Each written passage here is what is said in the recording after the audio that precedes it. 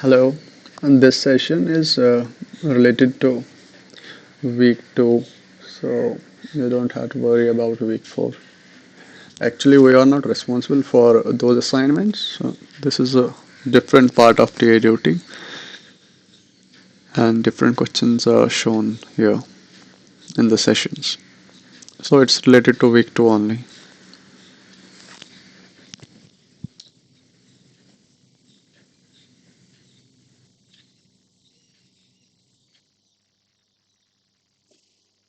Let's wait till 6:05, then we can start.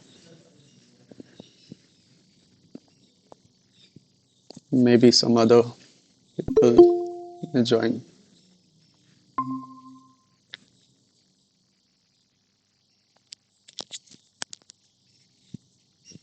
So, do you have any questions related to week 1 and week 2?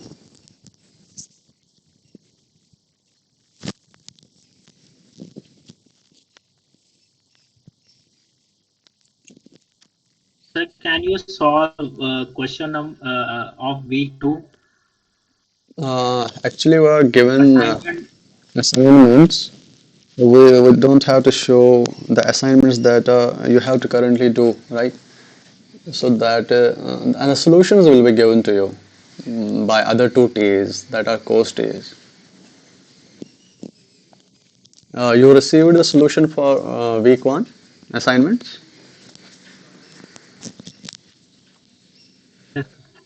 So you will receive solutions for week 2 as well. And in these sessions, we show the questions that are different than what you have been assigned to do for a week. Still, if you have question available to you, you can ask me. I can try. Actually, I let me see. Let me check.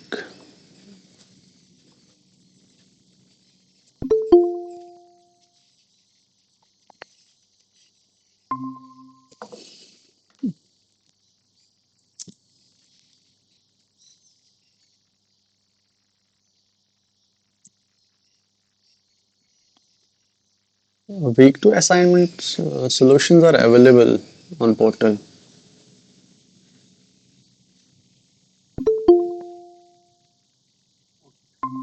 Ajitesh, you were asking about week 2, right?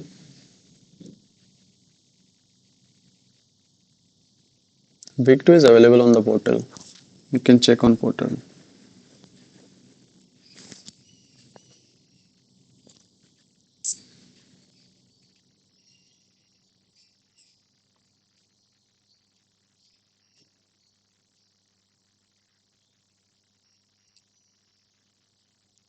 Which question number? Question number 3.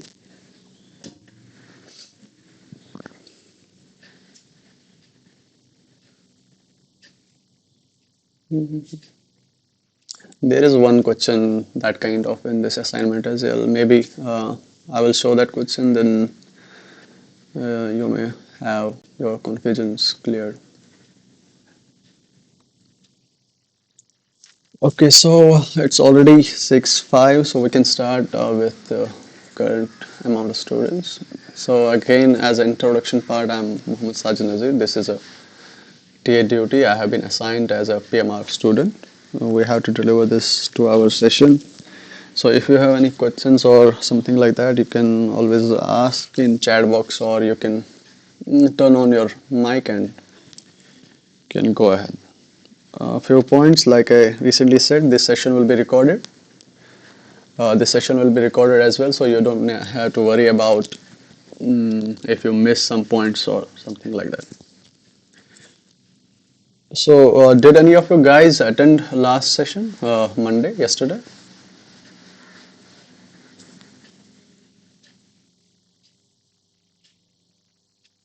Hello. Yes, sir. So, you attended last session or no? Yes, sir. So, let's start with. I have to record all the questions. So, let's see what new you will understand from the session. So, how? Let me just put it in this way. I will ask you first.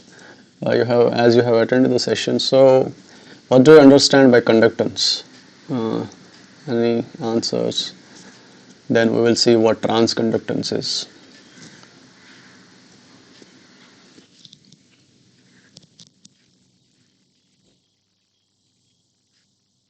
You know resistance, right?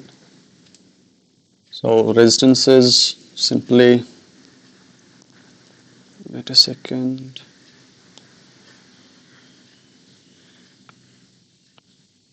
So resistance is simply V by I, right?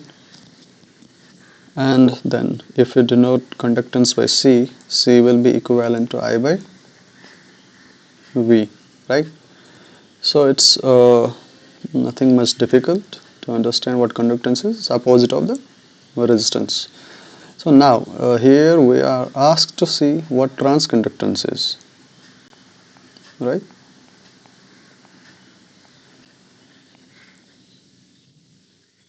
Transconductance. So if you see the circuit, this is a circuit which includes a, what is this? This is a BJT, right? Bipolar junction transistor. So there is already a word that's tran, TRN. It has been derived from transfer, right? Transfer, and sister comes from resistor. So it's a transfer of resistance from input to output. So what happens here is you have to find transconductance. What does that mean? Trans, it includes your input part, that is this one, and it includes your output part, that is this part.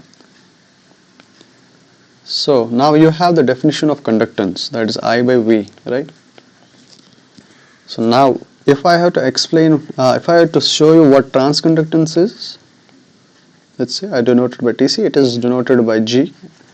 So it will be what is the current at output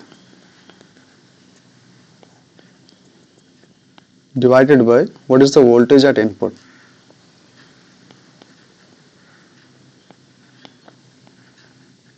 Output current, the voltage at input. So that itself defines a transfer from input to output, and conductance is simply current by voltage. Now, but the difference is here the current is output current and the voltage is voltage at the input. So now if you see from the figure, what is the output current here? Can you show me the what is the output current here? So I will just write for G. G will be equivalent to output current by input voltage. Can you please show me what is the output current in this circuit?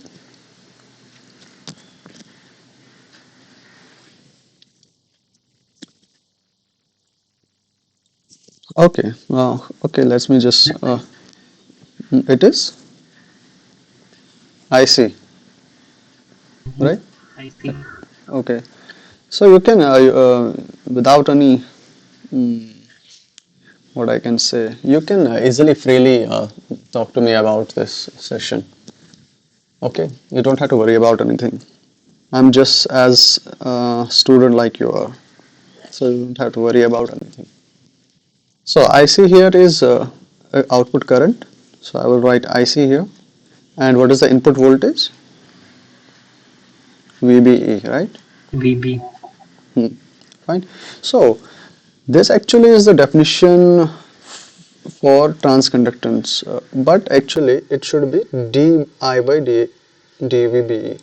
That is how IC change, that is defined by DIC, when input voltage change, that is defined by dVB.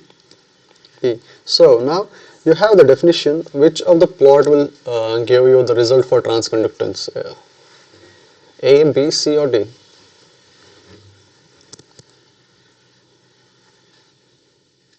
C, right? Because this is C. IC, this is VBE. Now you can differentiate it with DIC by dVBE, right? So it will give you transconductance. Okay, so this is clear, right? So let us move on to, before I go to, as you are only here as a student, so do you want me to show the working principle of transistor, how actually transistor works, basics of transistor? Yes, sir. Oh, it will be helpful for you, right? So transistor, two types. We have two types, right? NPN, PNP, right? So you know PN junction.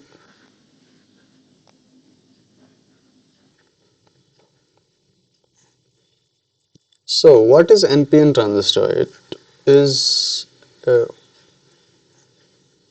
combination of three materials N, P, N, and similarly P, N, P.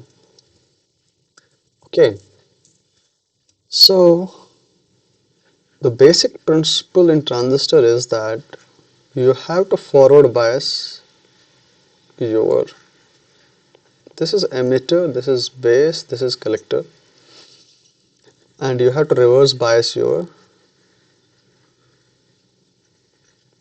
collector base region, and you have to forward bias your emitter base region, right?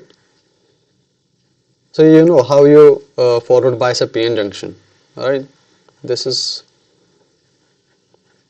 a forward bias at PN junction, and this is a reverse bias at PN junction, right? This is P, this is N. So similarly here we reverse bias and forward bias these two junctions.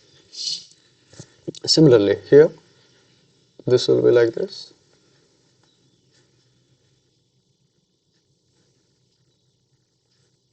Is it correct? Okay, so this is forward Yes. bias, this is reverse bias. So now you know how you define a forward bias, how you define a reverse bias in these transistors. This is emitter, this is base, this is collector. So how does the current flow in this circuit? You know, your emitter is the source, right? And your collector is the sink. Okay? So what happens is there are multiple electrons here, large number of electrons here. You know that, right? And there are holes here.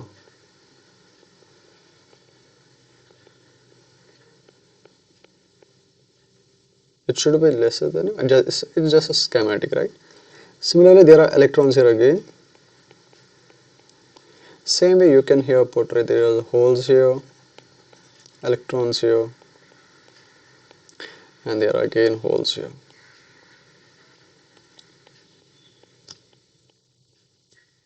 Okay. So now, if I apply this forward bias here, what will happen? These electrons will be pushed in this direction, right? So when electrons will come in this region, B means base region. Few of the electrons will combine here. The most doped is, this is very less doped region. Base is less doped region, right? So what happens is emitter is highly doped, emitter is highly doped,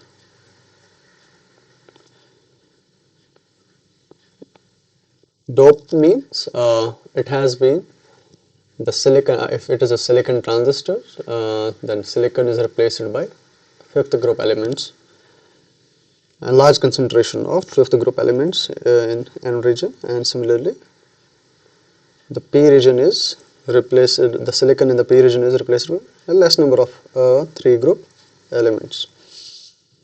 So when we apply the bias here on the emitter side, electrons will flow to base region. And since it is less doped region, only few of the electrons will combine here with holes, and it will try to lessen the holes in this region. But to balance out the recombination, what happens is that this supplies these holes again, right?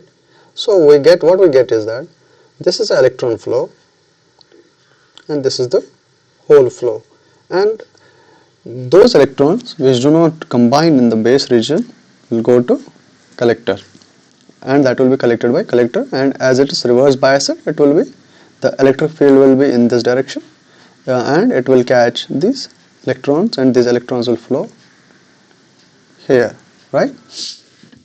So you know conventional current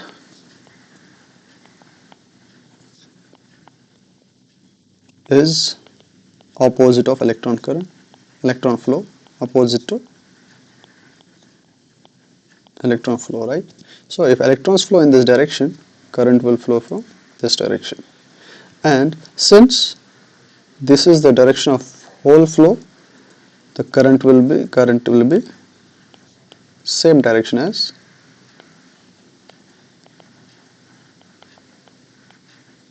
direction of holes,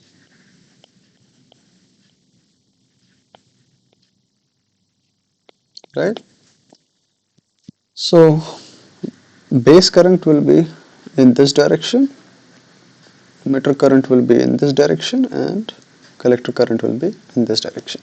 Similarly, you can see in this figure as well, since this is the movement of holes here, so current will be in this direction, IE. Similarly, IC will be also in this direction, but only I base current will be in this direction. So now you see, if this is a transistor, this is collector, this is emitter, this is base, right? So you get your current in this direction. So if you apply a KCL at this node, at B node, KCL at node B,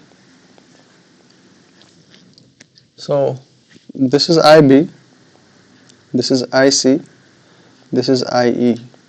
So if you apply a KCL at node B, what will you get? Can you answer me on this? I is equal to IB plus IC. Alright. IE is equivalent to IB plus IC, right? So you got the definition of how a current flow in the transistor, and by using the KCL you got this relation, which is useful for solving all the questions you have in the assignment. Wait a second. So this is clear, right? One doubt is, yes, Okay. sir. So one doubt is, if we draw a curve between IC and BV, Okay. then it is then it firstly increase and then it rise. If we Hmm. draw a curve between IC and VC, then Okay. what would be its Wait a second. You see in this figure, yes, sir. you can see here. Yes, sir. Yes, sir. Okay. So when you okay, let me just show something. Okay, now you know now how this transistor works, right? So what happens is, if okay, so when you start increasing VCE, that's what you're asking, right? This one. Why does this happen? Right? Is it? Okay. So transistors have a property that's called as a saturation of current.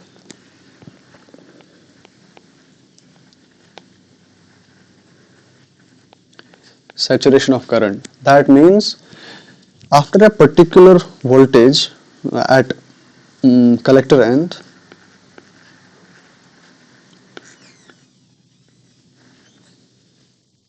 even if if we go on increasing the voltage, the maximum current that can flow in the transistor starts to saturate. That is a condition in transistor that happens because if you go on increasing this voltage, you have the carriers here at a particular forward bias. You have particular number of electrons, right? So these particular number of electrons go to the collector, right? So when you have this VCE voltage, this is VCE voltage, fine. When this voltage is less, then a less number of electrons from emitter to collector can arrive, right? Are you following me? So, Yes, so yes, what happens in this region when VC is zero? Just focus on that point. When VC is zero, a less number of electrons, I can say not just less, a negligible amount of electrons will cross from emitter to collector because electric field pull from collector is very less, right? So when you start increasing this bias, this VCE, when you start increasing this bias, more and more electrons will come from emitter to collector. You just understand in this way. If you have electric field from this region to this region, fine. If you have electron here, let's say 10 electrons here, and now you apply a voltage here. If you apply 0 volt, these electrons won't go this to this point, right? Now if you start increasing this voltage, let's say 1 electron will go here, you have increase in current, then you start increasing this voltage, then further 2-3 electrons will go and come here at this point, and this current will increase. And when you further increase to a particular value, let's say this Vc equal to 5 volt, all these electrons will come in to this point. And afterwards, now if you increase more than this 5 volt, there aren't any electrons here, right? So would the current increase or it will just saturate? Saturate means it remains constant. So it starts to yes, saturate, right? So that's what happens here. You have a limit number of electrons that go to the collector end, and the number of electrons that go to collector end depends on what's your voltage at the collector. I hope you understand that. Number of electrons yes, arriving at collector depends on voltage, reverse biased voltage VCE. Okay. So this is called as a linear region, and this is called as a saturation region. This is called as a linear region. This is output current IC VCE. Anything else you want to ask in this figure you don't understand, you didn't understand or something you want to ask further on this? understand. Hmm? Is it fine? Yes, Okay, so should we just move on? So now this is the question that has been asked. You have to find for the circuit shown in figure 2.2, this is figure 2.2, find the closest value of IB. You have to find this base current by considering VBE on zero point 0.6 volt. VBE we have to consider it as 0.6 volt and beta. So let's see what this beta is first. So what is the definition for beta?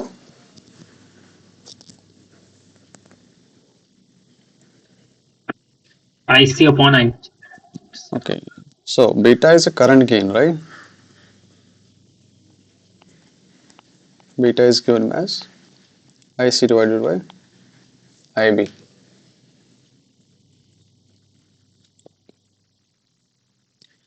IC divided by IB.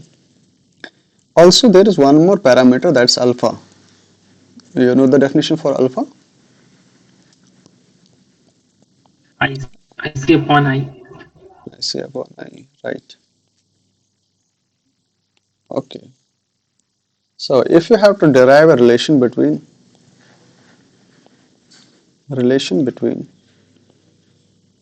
beta and alpha, you know, in the slide I showed you, you have IE is equal to IB plus IC.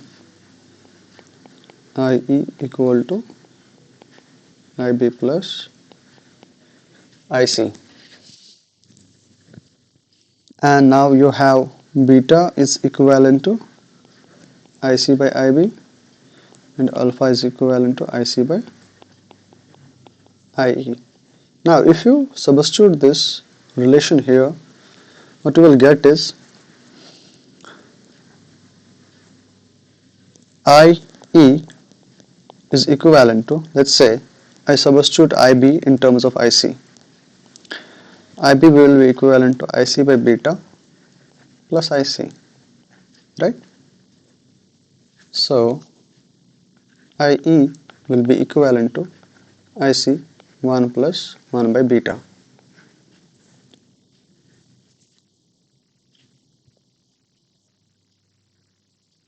1 second.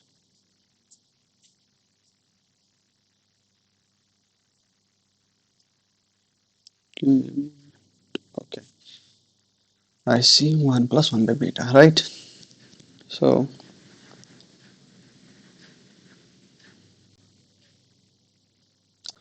one moment please.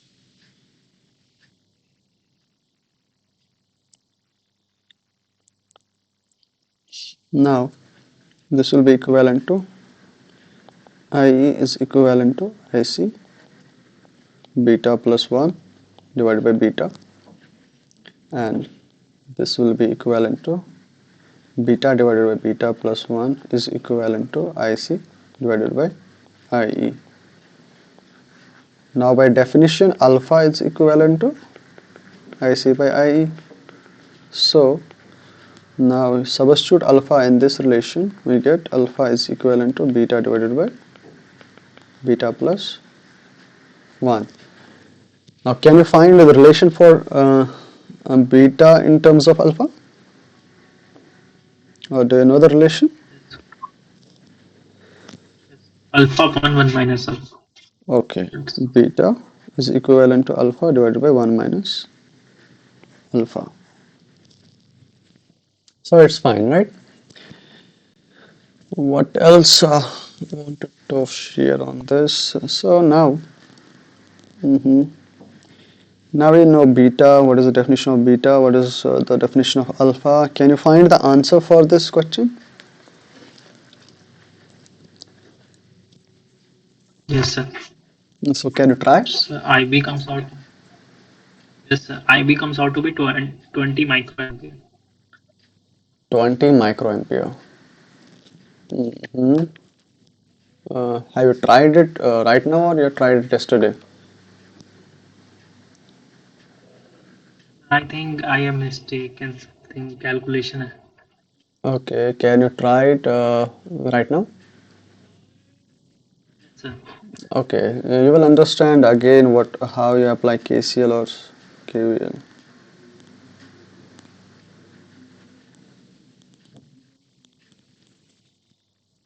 right? And we can also try it again after that.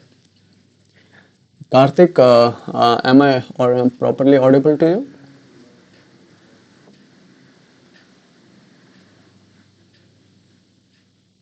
Hello. Yes, sir. Uh, are you following this properly? Is there any difficulty or something?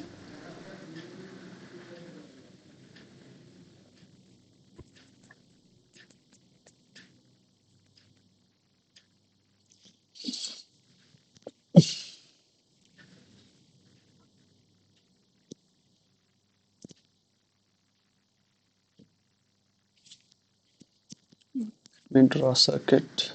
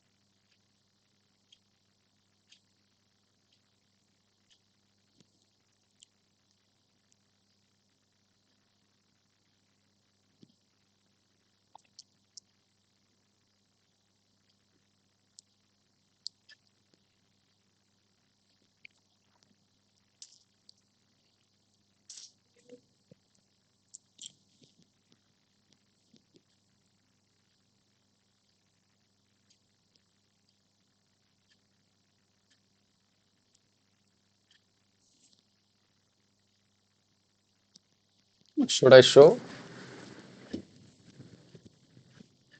Yes.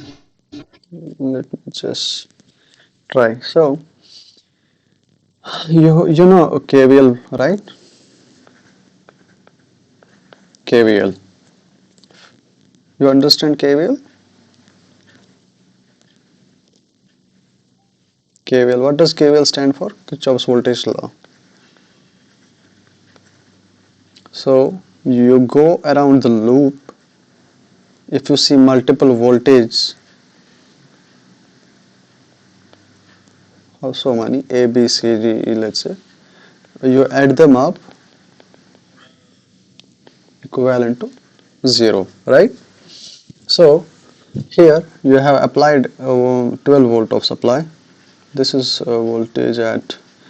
So first, if you want to understand what is the, let's say here there was nothing like VE, VC and VE written. How do you recognize whether this is the collector side and this is emitter side?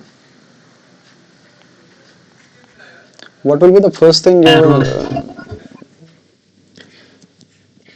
arrow? Okay, so you will first see the arrow. Let's say if you had transistor, you have biases. Let's forget about the arrow. Arrow is a very good. Actually, it is symbolizes which one is NPN and which one is PNP. And how do you remember that? If it is NPN, what is the easiest way to remember this is NPN? You know, in PN junction, This is how I used to remember. The current flows from P to N. So that's why on the lower side, I keep the current flows from P to N. That means arrow will be in this direction. Similarly, sorry, if it is PNP, the current will flow from P to N. That means arrow will be like that, right?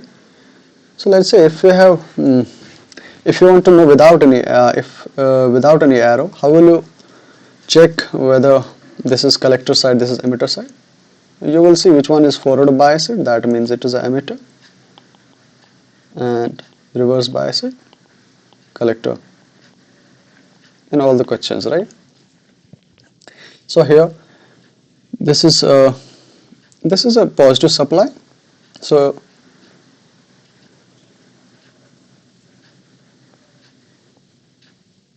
and also here on the base as well, it's a positive supply, right?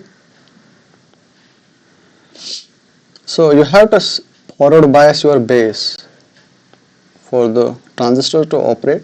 You have to forward bias the base, right? So this has to be P, because forward bias is, one second,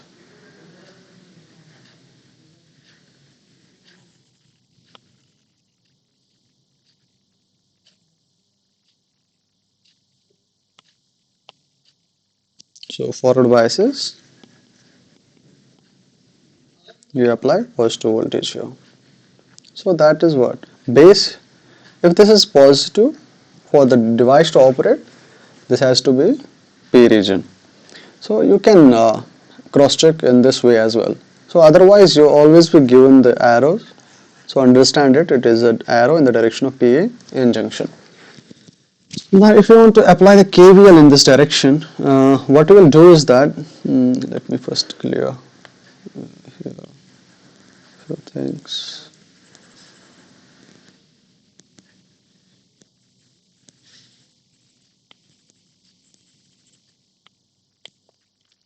So this is 12 volt supply and this is ground. From here to here it is 12 volt, right? If I apply from this A to B KVL, it should be equivalent to 12 volt, or I apply, let's say, in this loop KVL, so it will follow from 12. And what is the current that flows from this branch, and what is the current that flows from this branch? From this branch it is collector current, and from this branch it is base current. So by using the KVL, I should write as 12 minus voltage drop across this resistor, and also this is B, this is E, right? So it is voltage drop of VBE, and also the current that flows here is IE, and it should be equivalent to voltage drop across this resistor. What is the value of this resistor? 1 kilo ohm, and it total sums up to 0. That's what your KVL states. Now VB is given, right? And also IE is equivalent to IB plus IC, right? So it will be equivalent to 12 minus 470 K IB minus VB is 0.6 minus IB plus IC 1K equivalent to 0. Now also you have beta second.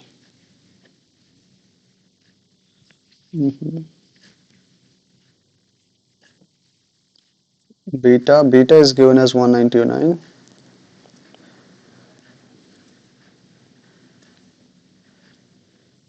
Beta is given as 199, that is IC by IB.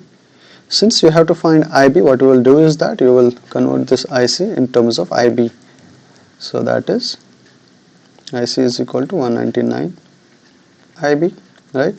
So it will become 120 minus 470 K IB minus 0.6 minus IB plus 199 IB into 1K equivalent to 0. Solve this YB minus, this is 200 IB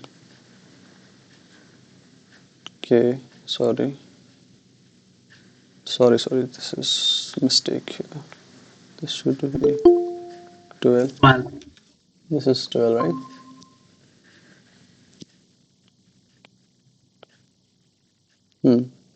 Right. Now you just have to solve it for IB, right? 11.4 is equal to 470 plus 200 IB K. So IB will be equivalent to 11.4 into 10 raised power minus 3 because it's a K is 1000 and divided by 470 plus 200. Right? Now you have to just use your calculator to get the answer. So any question on this? Any? 17 micron. So it comes out to be 70 micron. Sir, how 17 micron. Hmm. Question is, sir, how we can check that this BJT is in saturation or active? How you can check this is, so that is the part of the transistor. We will see that later. For that, that will be in BJTs. In case of BJTs, it's always given whether the transistor is in saturation or not, and you have to check that by using the equations mostly. You know how what are the equations for transistors?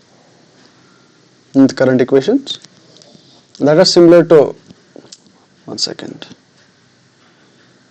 that are similar to your diode equations with slight difference of, because ultimately it is a PN junction, right? So that will be given to you whether the transistor is in saturation or not. In case of MOSFETs though, in case of MOSFETs, uh, in case of MOSFETs, which we will see after a few slides, there is a particular definition for saturation which we can easily calculate using the equations. We'll just go on to that. Just wait for a while. Okay, so this was the question we were asking about in your assignment, right? Yes, sir. So what is the difficulty you are facing in this question?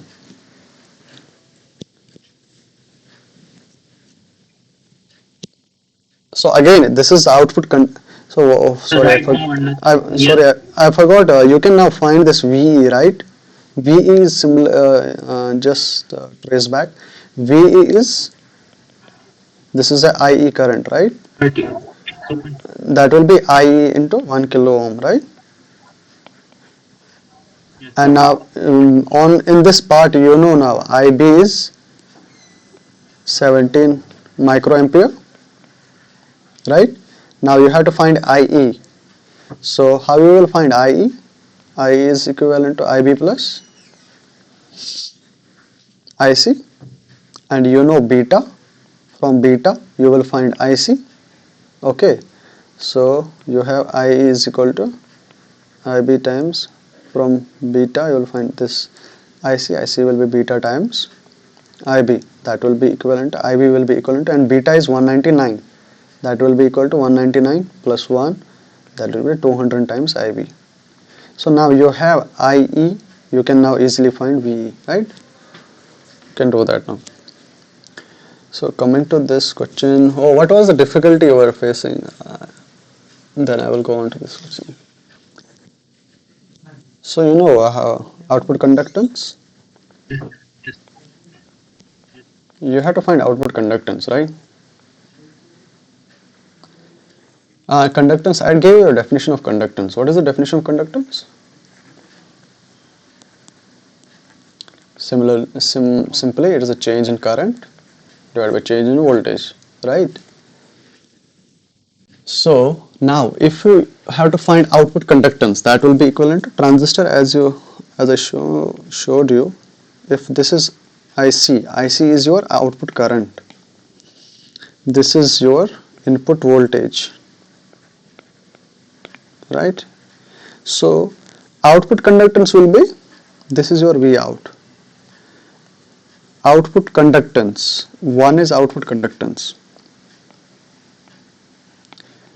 and another is transconductance. Transconductance, as in the first question we saw that it is change in output current by change in input voltage. And now output conductance will be equivalent, it is only at output, there is no transfer characteristics, this is at output we are talking about. So it will be equivalent to di out, and what is the change in voltage at output, that is dV out, right? Is it understood? Or also if you have discrete values, you can directly write that will be simply delta I out, change in current at output divided by change in current at change in voltage at output. So the question is, these are the values that are given to you. VC is V out, IC is I out in milliamperes. Just keep in mind it's in milliamperes all the currents. So this is the characteristics for an NPN transistor. IB is given as 220 microampere. Now you have to find output conductance G naught for VC equivalent to 5.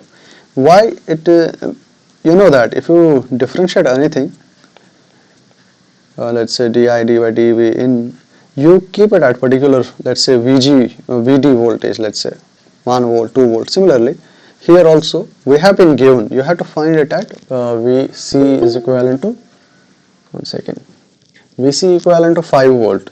So you go in this table, you find VC where it is 5 volt, then you have two options. Either you go what is the change in right side and what is the change, or what is the change in the left side, or you can say that you just see change from this voltage to this voltage.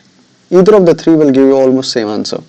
So now look at here, you have 5 volt, VC equivalent to 5 volt. If I just say let me see the change here in these two voltage, so what should I write?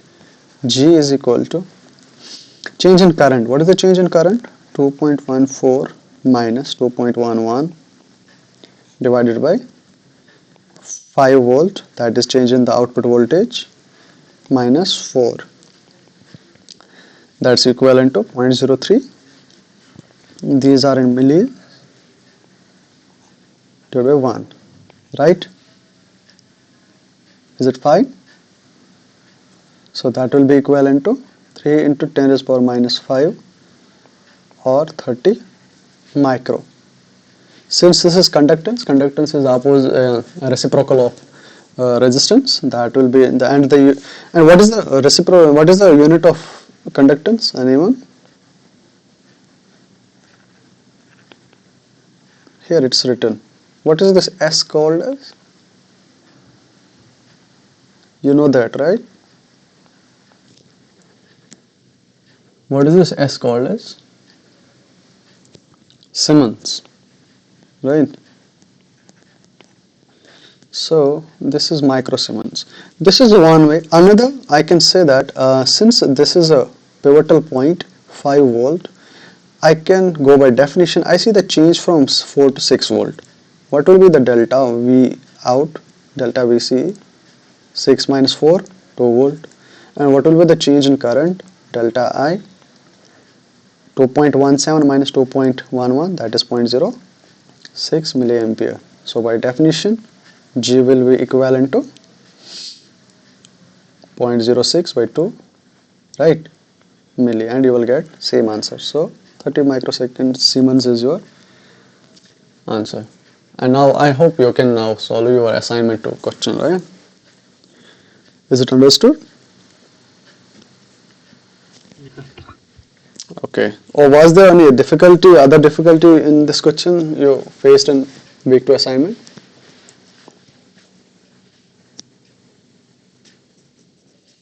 No. Okay. Okay. So let's just move on. Okay. Now this question says you have to find output resistance looking into the collector terminal. What does looking into mean? First, let me just check which type of transistor is this. So can you tell me what is the type of transistor?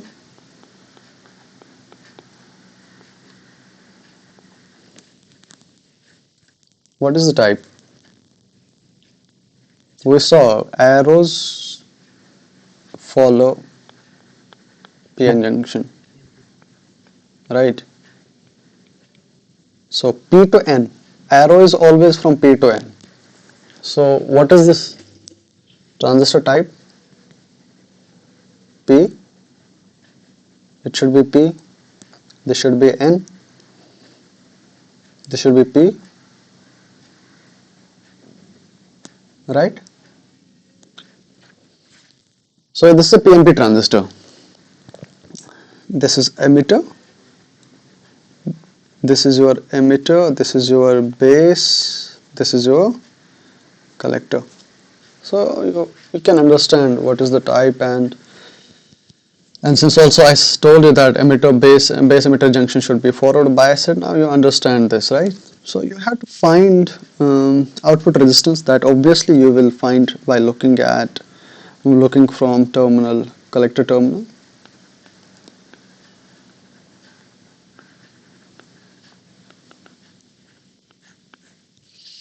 By definition, R naught is equivalent to 1 by lambda times I.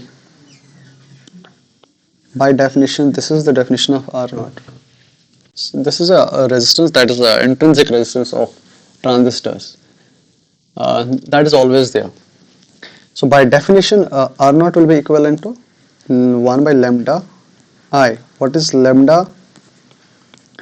Lambda is a channel length. Um, it's not actually channel length. It's for MOSFETs we say it is a channel length modulation. Let me just clear this. The correct definition. Lambda is inversely proportional to early voltage. So does anyone know what is early voltage in transistors, BJTs? If I have transistor characteristics, let's say like this. This is VCE, this is IC. Does anybody know what is the early voltage?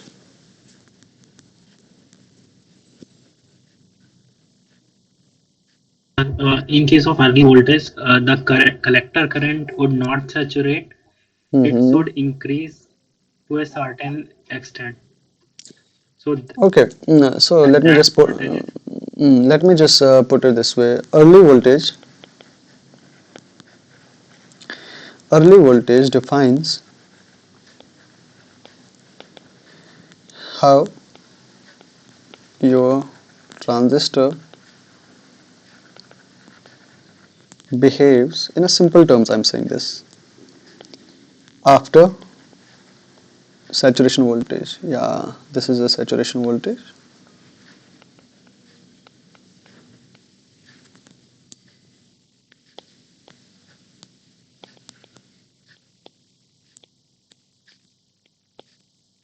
So if you look at this figure, if VA is very large, that means after saturation there is no saturation voltage point something. There is no increase, large increase in collector current.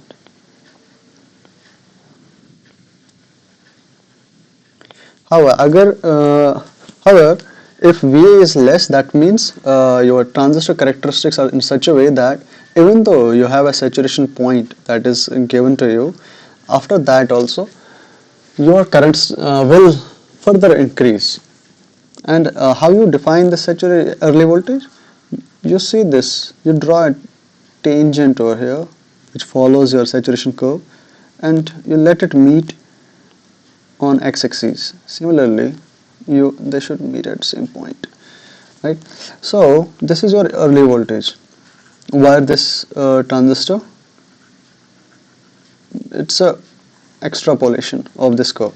Now, if you have a perfect saturation, let's say this, where will this meet? This will meet at infinity, right? And if you don't have a but good saturation, then it will be here. So that's the definition of early voltage, how you can extrapolate it and get the values of VA from your transistor characteristics. So by definition now, R0 will be equivalent to VA by I. I is your collector current that flows through the transistor. Now, where is the circuit? Okay, what is the data that is given to us? So VEB, this is your emitter, this is your base, this is given as 0.6 volt. Okay, let me just draw it here. Let me just second.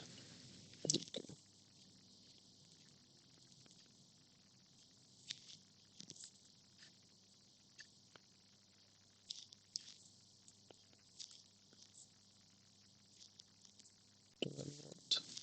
Okay, and RP.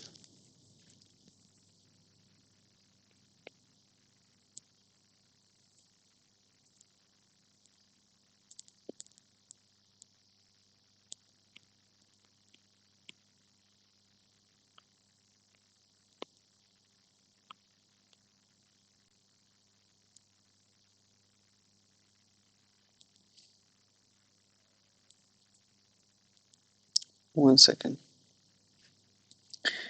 500 kilo ohm and 5.4 volt. This is zero point 0.6 volt, 500 kilo ohm, 5.4 volt. And you have to find this value, right? And VA is, I think, given to us. VA is 72 volt. Can you find now the value of R0? What do you have to find first? You have to find IC first, right? So can you find this? Your beta is also given. Can you try?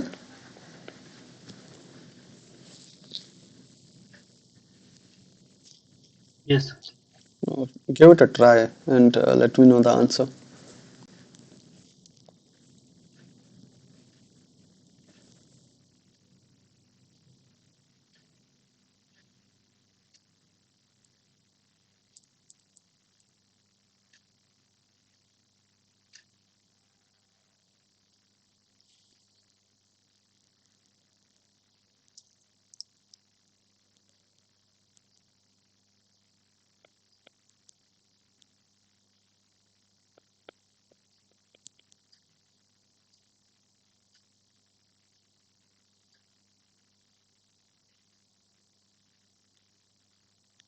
It's 33 kilo. Mm-hmm.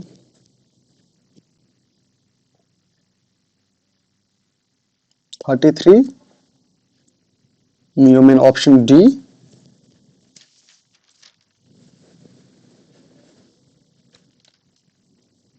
Wait.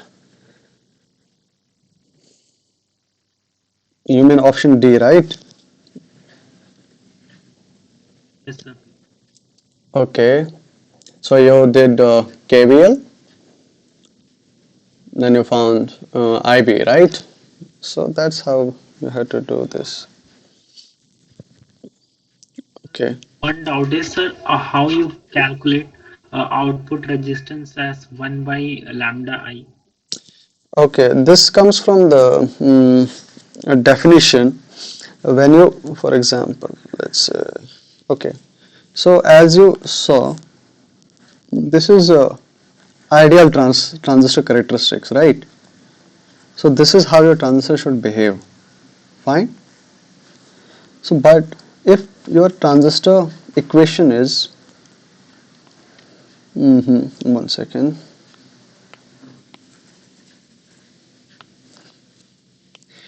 if your output current is equivalent to I naught, let's say I naught. Now, your transistor characteristics in such a way that even after its saturation point, your current goes away from your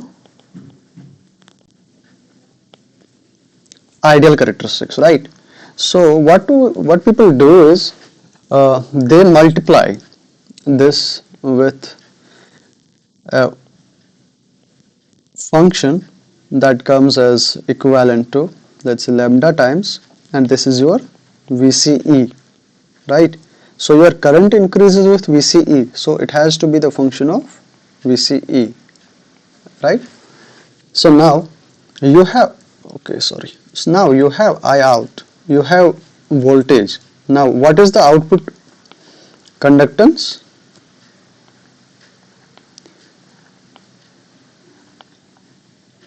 You know that I naught is already in saturation, so you don't have to worry about that. You have to worry about this term. This will be equivalent to I out divided by dVCE, that comes out to be I naught times 1 plus lambda. If you differentiate it, it will come out to be lambda times, sorry, lambda times 1.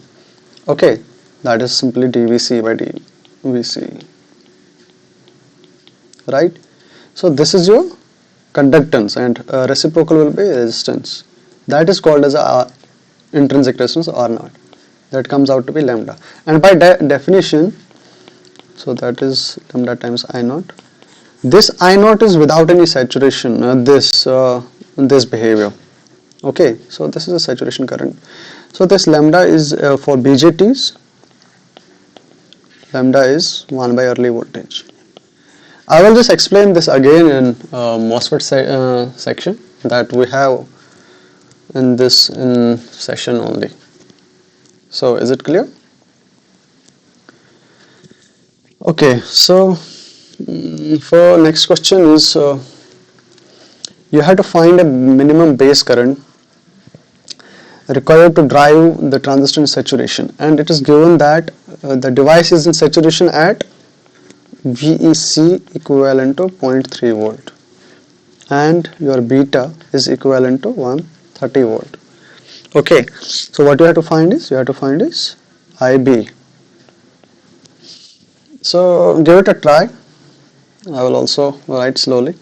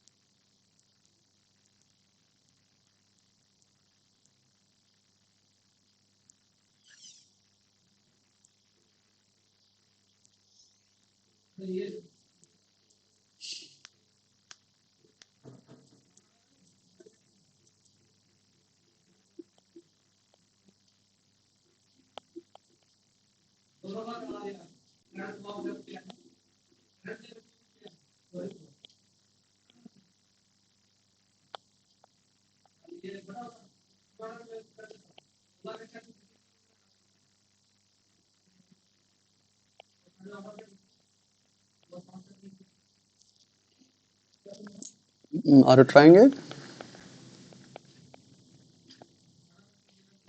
Yes, sir. Okay.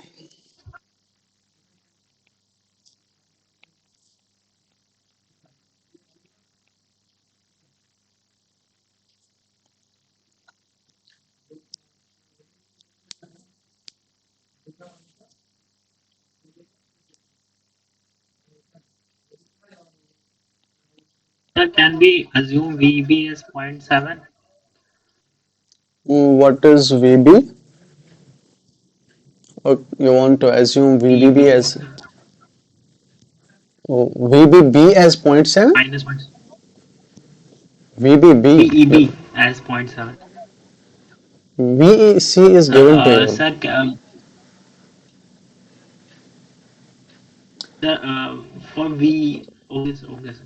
VEC is given to you 0.3 volt. You have to use VEC.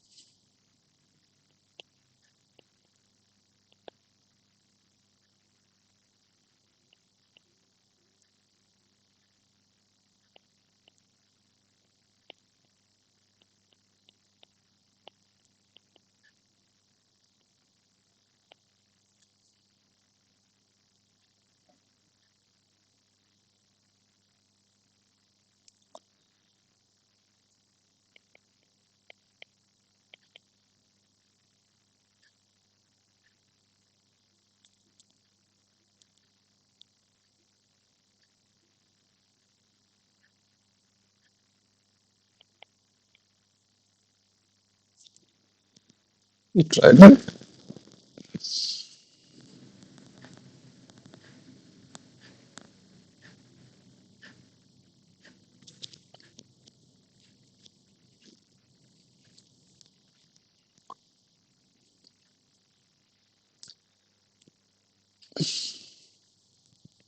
Let me just explain what I did here.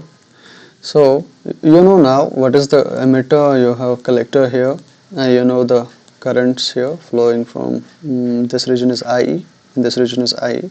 Since you have to find IB, right? So first, and also your given is beta. Oh, I did wrong here. I don't need to even do this. So wait a second.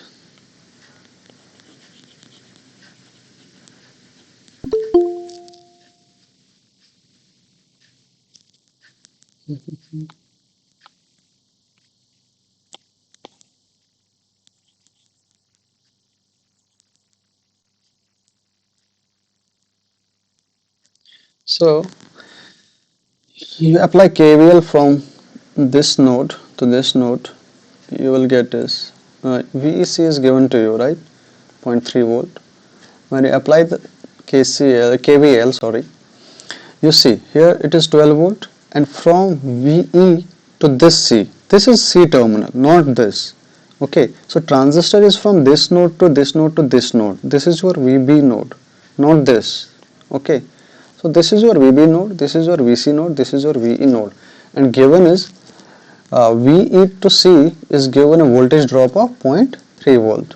And here now you have to use since you are using KVL, so you have to apply the voltage drop here as well. So that is IC equivalent to IC times 2K, and whole will add up to 0, right? So you solve this equation, you will get IC equivalent to 5.85 milliampere. Now also B is given equivalent to 130, then IC by IB is equivalent to 130, which means IB is equivalent to 5.85 milliampere divided by 130. you do this in your calculator, you will get your answer, right? So let's move on. Okay, now what does this question say? I will just show why you can get it wrong.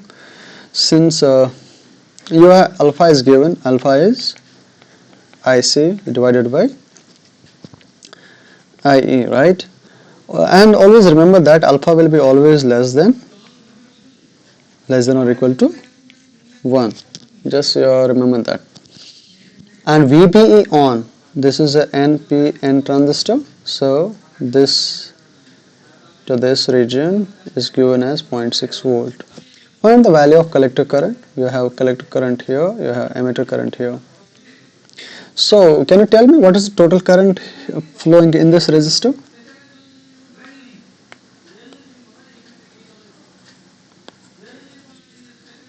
Anyone? What is the current flowing here? Here I know this is IC. What is the current that flows in this resistor?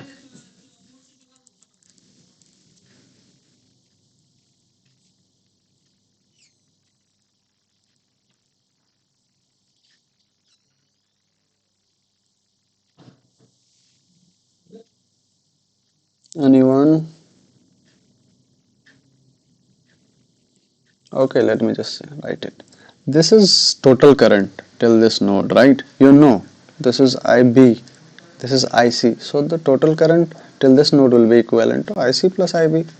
Just simple KCL here, right? So what you have to find is, you have to find collector current. Now you know this is IB, this is IC. You can just directly apply your KVL across this loop. Why? Because you have 0.6 volt given. You don't know what is VCE.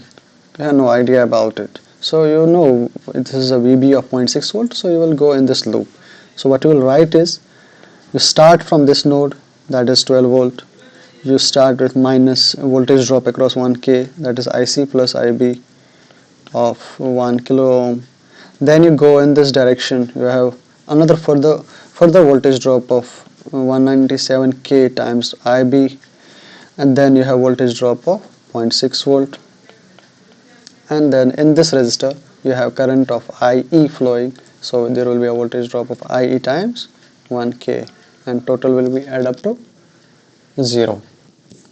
So what you have to do is, you have to find the collector current. So you write IE in terms of IC plus IB, that is IC plus IB 1 kilo ohm minus 197K IB minus 0.6 volt minus IC plus IB 1K equal to 0. You see here similarities, that is equivalent to 12 minus 2 times 2K IC plus IB minus 197 KIB minus 0.6 volt equal to 0.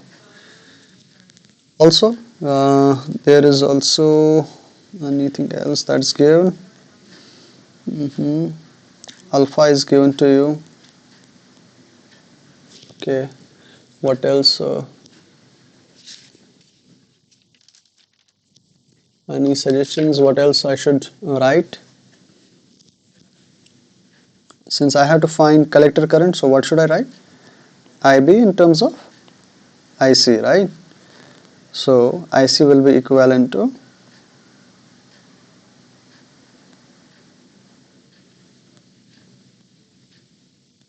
sorry no, I have to find beta first. First you have to find beta. Beta will be equal to alpha times 1 minus alpha, right? So this is equivalent to 995 divided by 1 minus 0.995.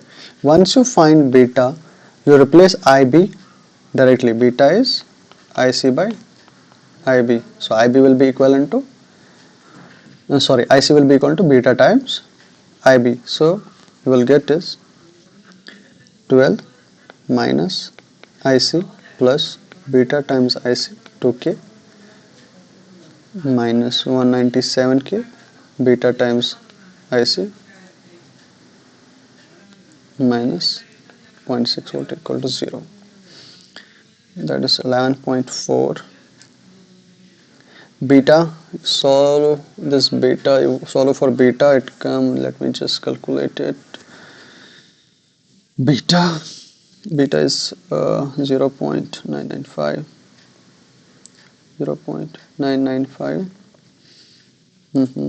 divided by 1 minus 0.995, that is 199. That's 199, that will add up to, and 1 further, that will be equal to 200 into 2K IC minus 197K into 199 IC is equal to 0. Now you have equation in terms of IC. I hope you can now solve this, right?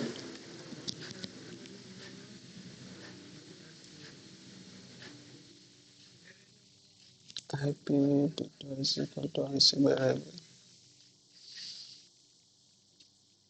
Oh, sorry. I have done a mistake here. Here, please let me just correct it here. Let me just correct it. This is IB. In this slide, it's fine.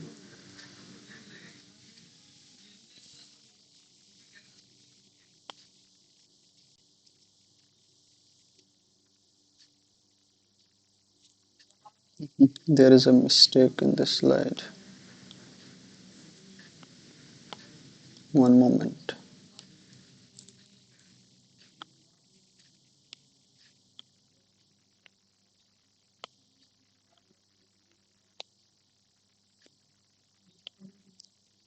Okay, so here it should be. This is correct here. Sorry.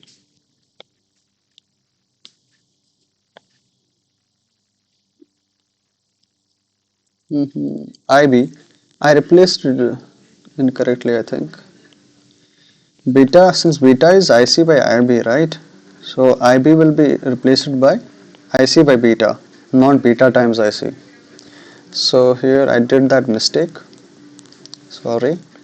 That will be, equation will be IC plus IC by beta 2K minus 197K IC by beta minus 0.6.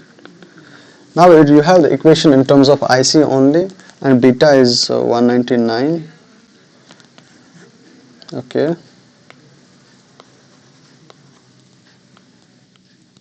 Let me just complete it quickly now. That is IC divided plus IC by 199. 2K minus 197K IC by 199 minus 0.6 is equal to 0. On solving, you will get it is equivalent to IC 2K minus times 190. This is 2K by 199, and plus you will add up. This is plus 197K times IC minus 0.6 is equal to 0. This will go, this will be equal to minus 3K minus 0.6 is equal to 0. Sorry, this is IC. And you will get IC equivalent to 11.4 divided by 3 milliampere. Sorry, there was a mistake here. Should have pointed out. Anyway, okay, now it's a MOSFET part. Let me just you know MOSFETs, you know now BJTs, now you know MOSFETs. Any idea regarding MOSFETs?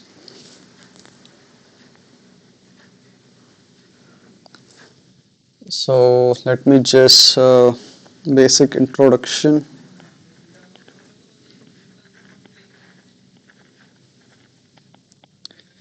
Basic introduction to MOSFET.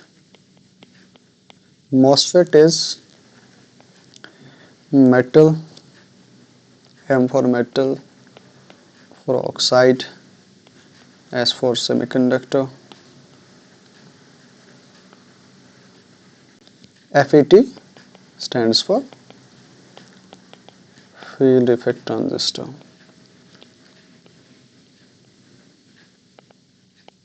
Okay, if you go by its schematic, it is drawn in this way.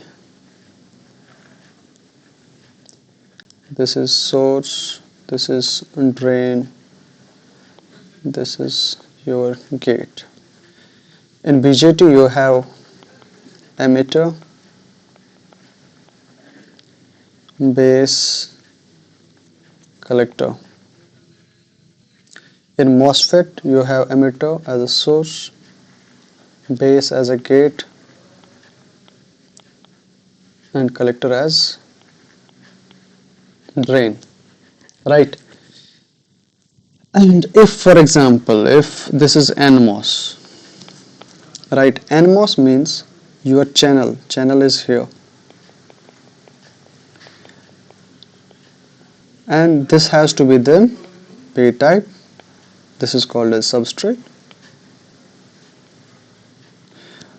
These, for NMOS, these regions are highly doped N type.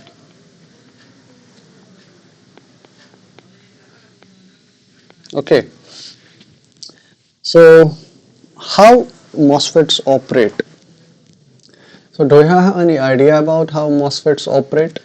What is this channel creation, carriers, minority carriers, majority carriers? Any idea about it?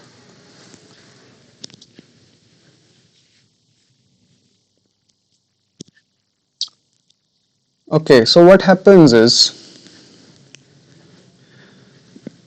under zero bias condition.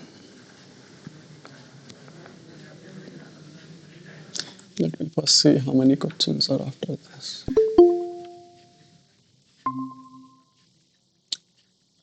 Okay, so we are done with this question.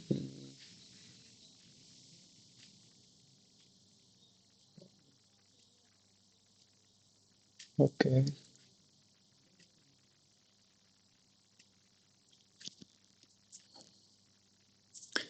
Okay, let's just continue. Okay, under zero bias condition, this is your MOSFET.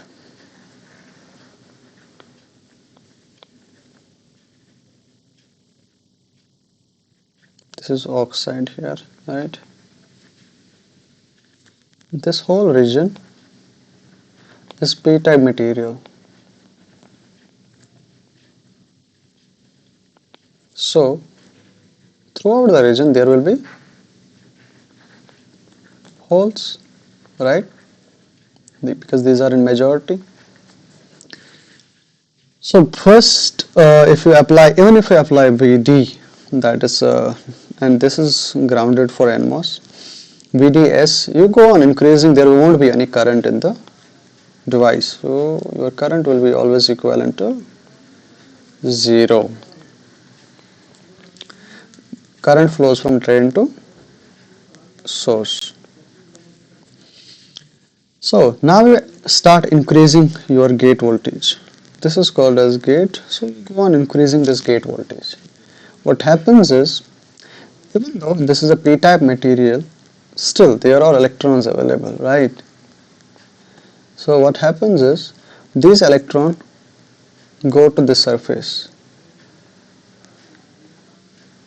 Okay, and they get first, this is a three-way process. First it's a accumulation. This is called as accumulation. You will study in next year or something in your BTech if you are doing BTech. Accumulation happens when, accumulation means when you apply negative voltage at Vg, there are further accumulation of holes under this oxide. That is called as accumulation. When you move on to your positive voltage, positive gate voltage, Vg is equal to negative. and a region that appears is called as a depletion region. Vg is positive, and then inversion occurs. What does inversion mean? Vg is highly positive or above VTH, that is threshold voltage.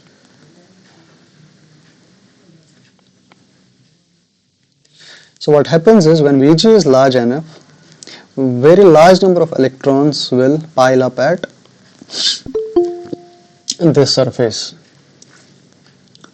So large number of electrons will pile up that surface. So even let's say before any application, p-type concentration was, let's say, 10 to the power 24 per let's say per meter cube. So wait a second, per meter cube, let's say. And now we define inversion as a state if minority carriers, because p-type material electrons are minority carriers, we define inversion as such a state if the number of electrons here get so much accumulated that their concentration is equivalent to this concentration. So n electrons at surface become equivalent to 10 to the power 24 or greater. So this is a definition for a undergraduate level. This is a definition for your inversion. So when inversion happens, now you have transistor.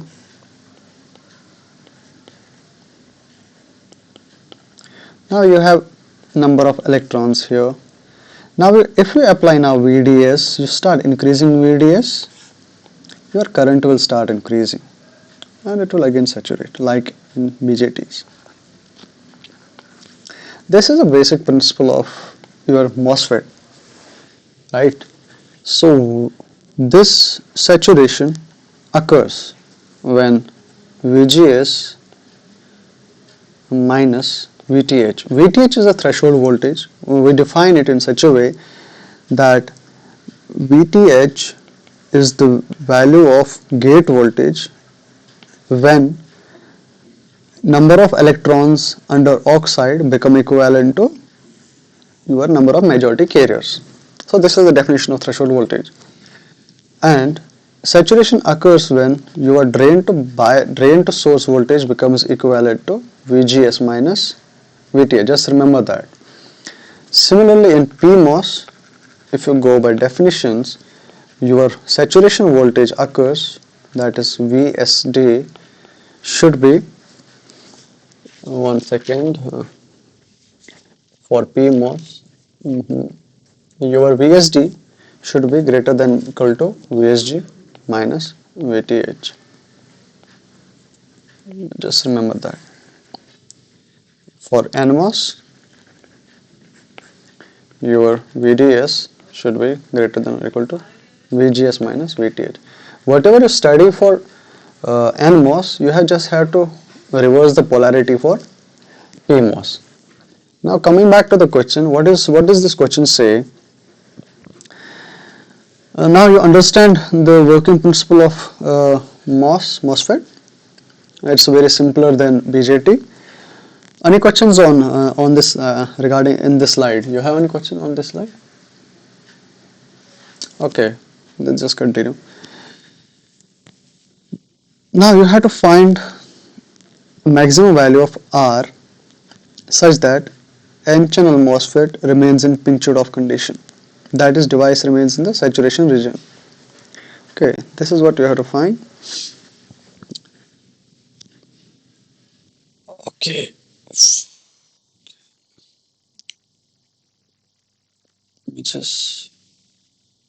Let me just draw the circuit here. Please.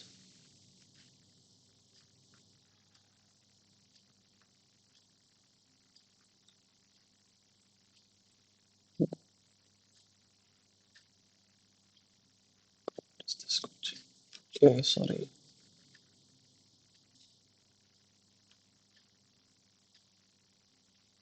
Okay, so here the circuit is in such like this.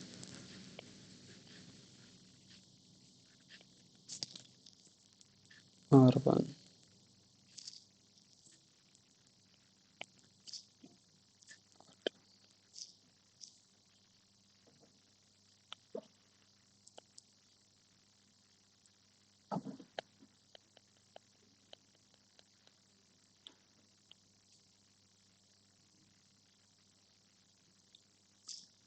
This is 2 volt, right?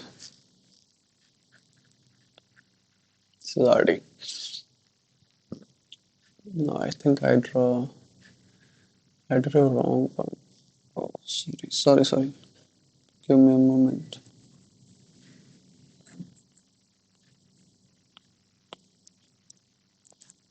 This is RD here, R here. This is 2 volt. The question says that first let me just show one equation that is the drain to source current in your MOSFET that comes out equal to mu n Cox W by L VGS, that is this G voltage, this is your source, this is your drain, VGS minus VDS minus VDS square by 2. This is a simple equation for the current that flows in the MOSFET. So given is this one is given, that is mu n stands for NMOS. Okay, so it is given as mu n Cox W by L is given to us, that is equal to 1 milliampere per volt square, and VTHN is given to us as 0.5 volt. Okay, and R1 is equivalent to R2. What we have to find is find the maximum value of R such that the device is in saturation. We have to find maximum value of R such that the device is in saturation. Okay, so we know by definition VD sat is equal to saturation voltage from this to this voltage, that has to be equal to VGS minus VTH. We know VTH, now we have to simply find VGS, right? So VGS will be, that is 2 volt here, VGS will be voltage across this resistor, that is VGS will be equal to R2 divided by R1 plus R2 into 2 volt, that is, since R1 is equal to R2, that will be simply equal to R divided by 2R to 2 volt. ये cut, this will be equivalent to 1, right? Now as VGS is equal to 1, then VD sat has to be equivalent to 1 minus 0.5. 0.5 is VTH, that is equal to 0.5. Okay, right? But we have to find the value of R. Now you know VDS now you know VDS sat is equal to 0.5 and applied voltage, that is VD is equal to 2 volt. Now you have resistor here, this is 2 volt, this VD sat has to be equal to 0.5 volt, this is RD, and you have to find the value of R. It will come out to be 2 minus I times RD minus 0.5 equal to 0, so that is equal to 1.5 by IDS equal to RD. Now to get RD we have to find IDS, right? So IDS will be easy to get from this formula. You know everything now. You know VDS is VDS sat here for the device to be in saturation. So let me just put it in this way. ID sat is equal to mu n Cox W by L VGS minus VTH VG sat minus VT sat square by 2. Now since VT sat is equal to VGS minus VTH, so we can simply put this equation. If you solve this equation, you will get mu n Cox W by 2L VGS minus VTH ka whole square. Okay, so your ID sat will be equivalent to, this is given to be 1 milli, that is 10 to the minus 3 by 2, and your VGS is equivalent to 1 volt. Okay, 1 minus 0.5 square. So it turns out to be, ID sat turns out to be 0.5 square by 2 into 10 to the minus 3. Now you know ID sat. Now this is ID sat.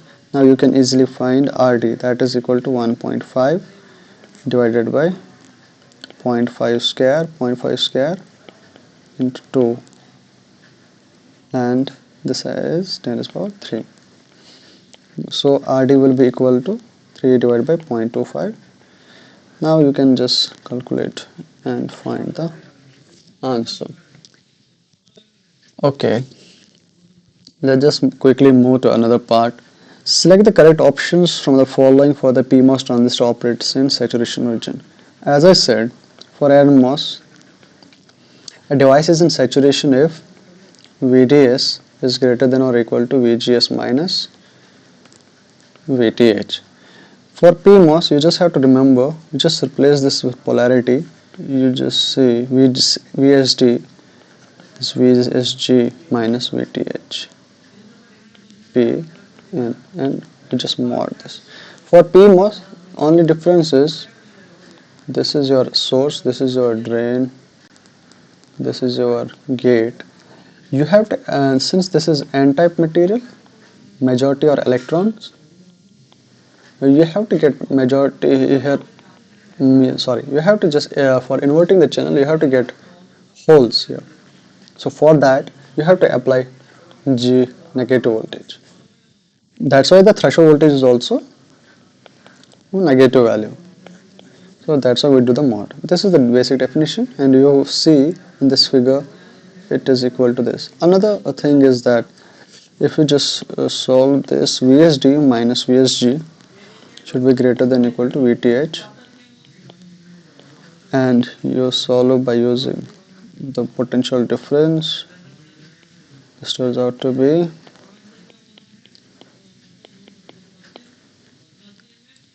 VS cancels, this is minus VDG equal to minus VTH P, and you know if you multiply the equivalency with minus sign, the signs change. So if I multiply it with minus 1 both sides, it will be VDG should be greater than or equal to, sorry, VDG should be less than or equal to VTH comma P. So you have two options that are correct here. Let's move on. Okay, we have some time. So any questions regarding the MOSFET?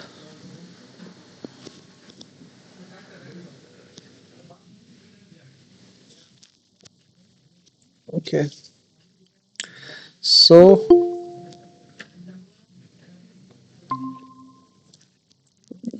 what does this question say is that for the circuit shown in figure 2.7, this is figure 2.7.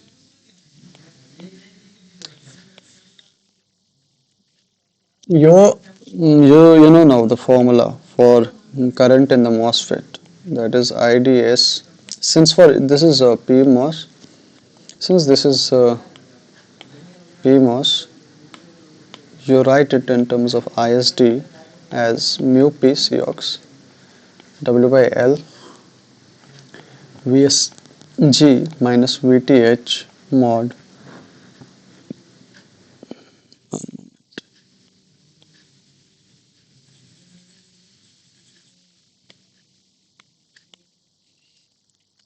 VSD minus VSD square by 2.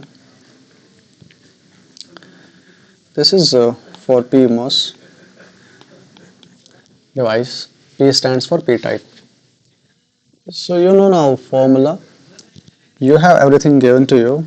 Now only thing you have to find is here is R2. You have to find R2. Okay. So how will you define VSG here? Just remember one more thing in PMOS is that your source is biased at higher potential. In NMOS,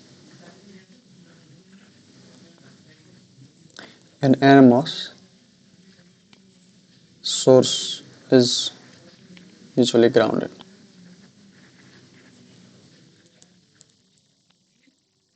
and drain is at higher potential.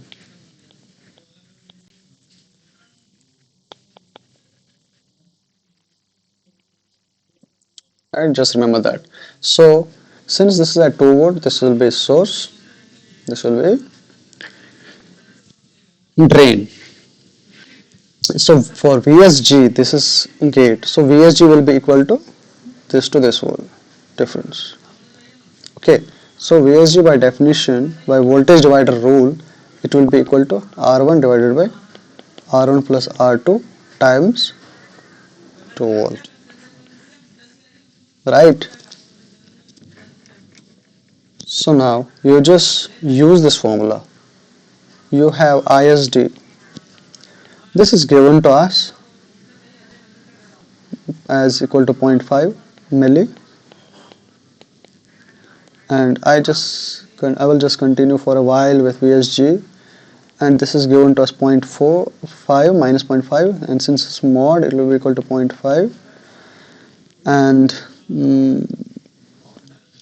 this is VSD is from this voltage to this voltage. Let me just write it currently in the same way.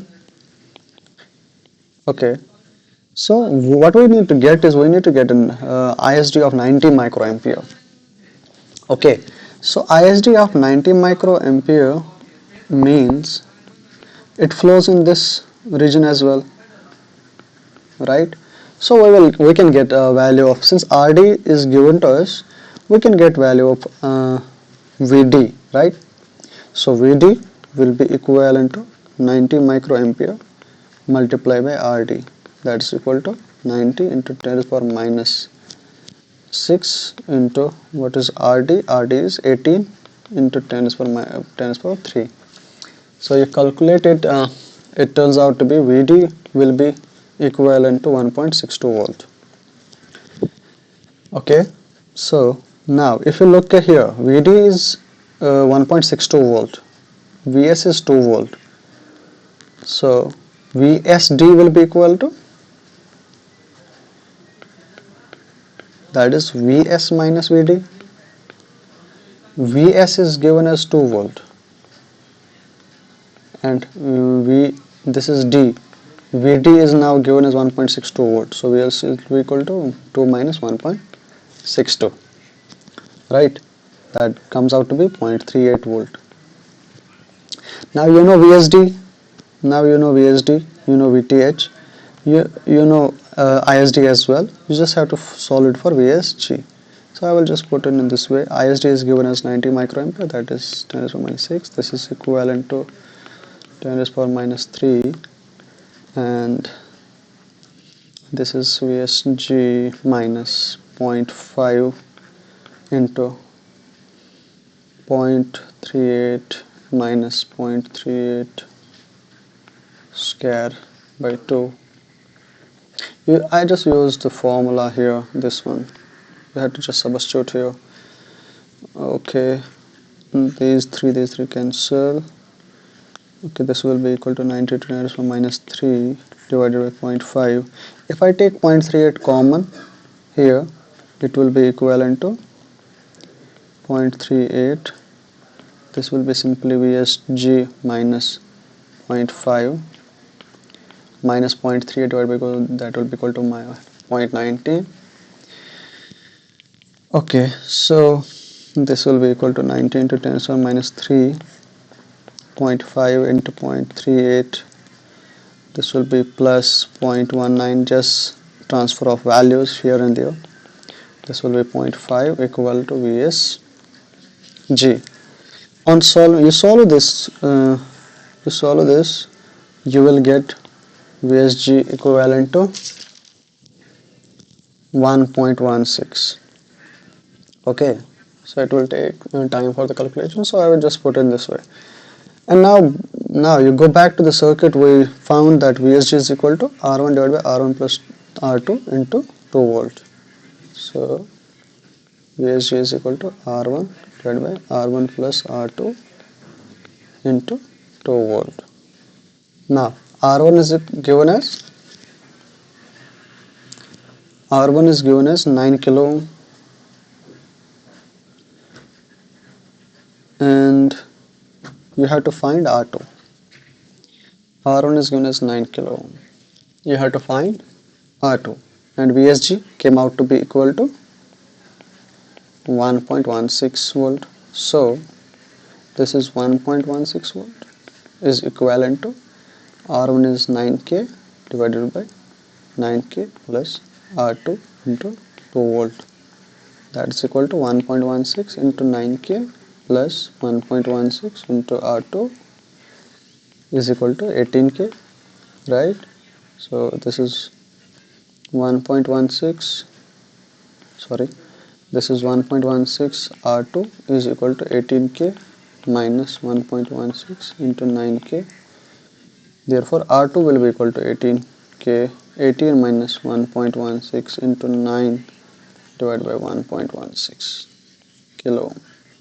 So when you solve this, R2 will come out to be 6.5 kilo ohm. Please do that.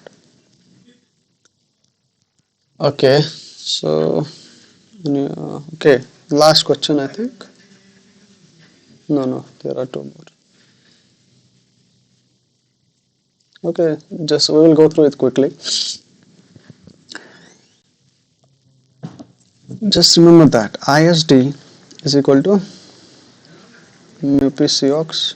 This is for PMOS. W by L VSG minus VTH P into VSD minus VSD square by 2. And in saturation, we know VSD is equal to VSG minus VTHP.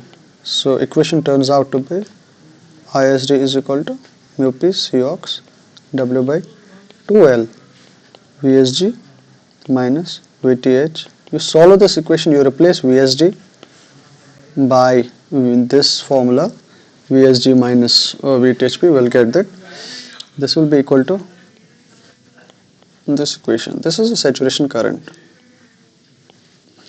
Okay, so now why did I show this? Because here gate, since this is PMOS, this is source, this is drain, because gate and drain are connected, and we know that PMOS is in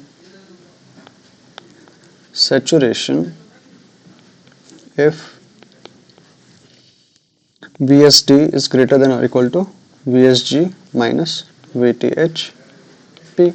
Here we can see that VSD is equivalent to VSG. So that means the device is always in saturation, right? Because if I see, if I subtract it with VTH, VSD will be greater than VSG minus VTH. So since the device is in saturation, we will use, this is first equation, we will use second equation. Okay. Let's see, ISD will be equivalent to Cox W by 2L Vsg minus Vth P whole square. This is given to us as 1 milli, that is 10 raised to power minus 3 divided by 2 is the formula, and Vsg, okay, so Vsg we will have to find. This is equal to Vsg minus 0.5 square. Okay, so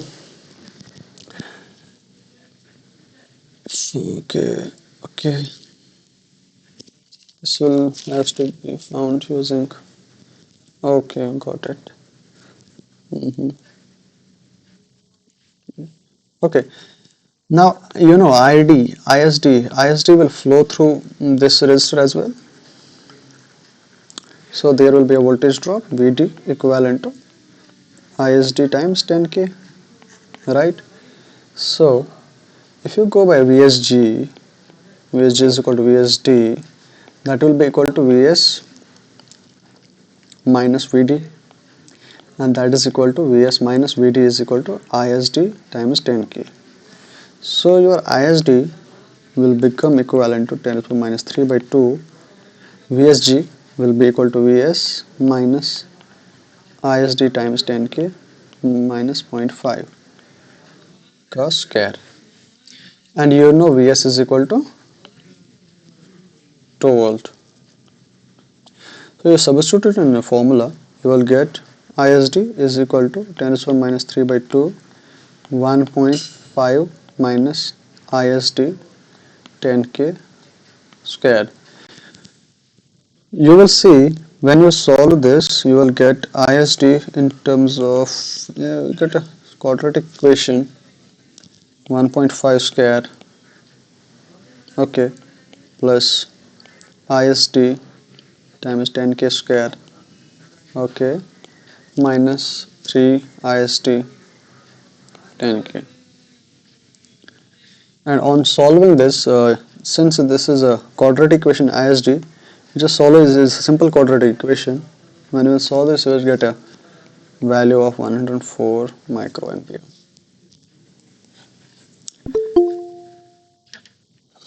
Okay. Now to the last question. Okay, this is a very good question, and I will show the final result and then we will conclude. These are two transistors. You have to find what is the value at V0 such that both the transistors are in operating in saturation region. We know for saturation region VGS minus VTH has to be less than or equal to VDS, right? Just keep that in mind for NMOS. So in this question we are given as mu n Cox W by L 1.5, mu n C is given as 2, and VTH1 and VTH2 are given as 0.4. So also you just know that if this is ID1 and this is ID2, if two transistors are connected in series like in this way, ID1 will always be equal to ID2. Just remember that. Okay, so ID1 and ID2 are equal. We know by formula ID is equivalent to mu n Cox W by L. Let's say this is of transistor 1, and this is since the device is operating in saturation region, I will write VGS1 minus VTH1 square. Similarly, ID2 will be equal to mu n Cox W by L2 VGS2 minus VTH2 square.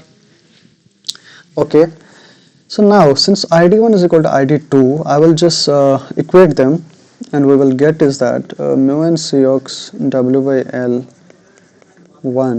VGS1 minus VTH1 square is equivalent to mu n Cox W by L2 VGS2 minus VTH2 square. Mu and cancel, Cox cancel, or I can just write it as 0.5 and 2.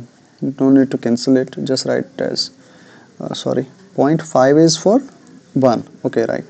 0.5 10 raised to minus 3, that is VGS minus VTH is given as 0.4 square is equivalent to 2 into 10 raised to minus 3 VGS minus 0.4 square, right? 10 raised to minus 3, 10 raised to minus 3 cancels, this is equal to 4. Okay, so now VGS1 minus 0.4 square will be equal to 4 times VGS2 minus 0.4 square. Now just look at the circuit. This is in G, this is S. So VGS1 will simply VG minus VS, that is 0.6 minus, since it is ground, it is 0, that will be 0.6 volt. The first just square, we will take square on this side. VGS1 minus 0.4 will be equal to plus minus 2 times VGS2 minus 0.4. Okay, so now VGS1 is equal to 0.6 minus 0.4 is equal to plus minus 2 times. VGS2 is equal to, here, this is VG, this is V0. So VGS2 is VG minus V0.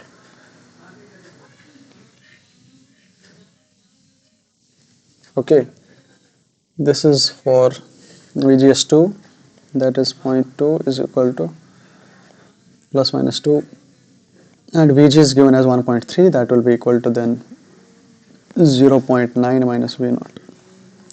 Now one answer will be equal to 0.9 is equal to, if I take plus sign, that is 2, 0.9 minus V0, 2 and 2 go, this will be equal to 0.1, and V0 will turn out to be 0.8 volt. This is one option, and another option is if I take negative sign, is equal to minus 2, 0.9 minus V0, 0.1, that V0 turns out to be equal to, since this is negative negative positive, this turns out to be equal to 1 volt. Now we have two answers. How to choose which one is correct. Okay, now we have 0.8 volt, we have 1 volt. Now we just look at the transistor. We have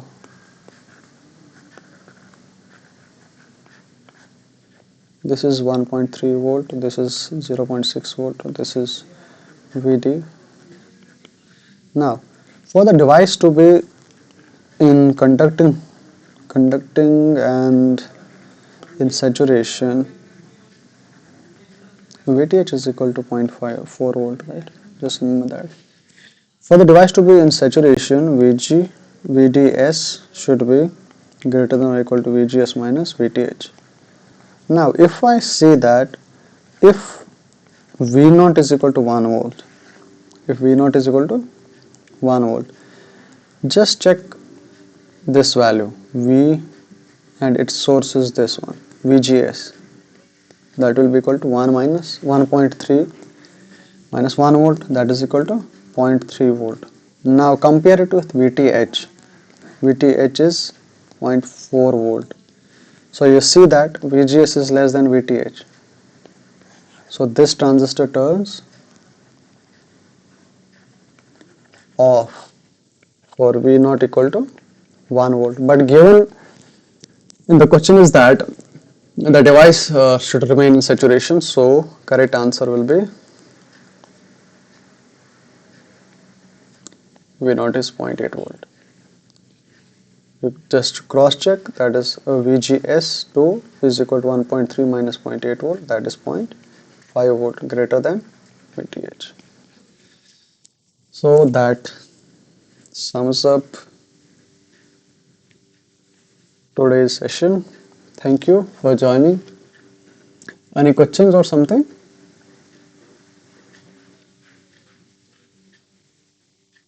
Okay, we can meet next week. Thank you.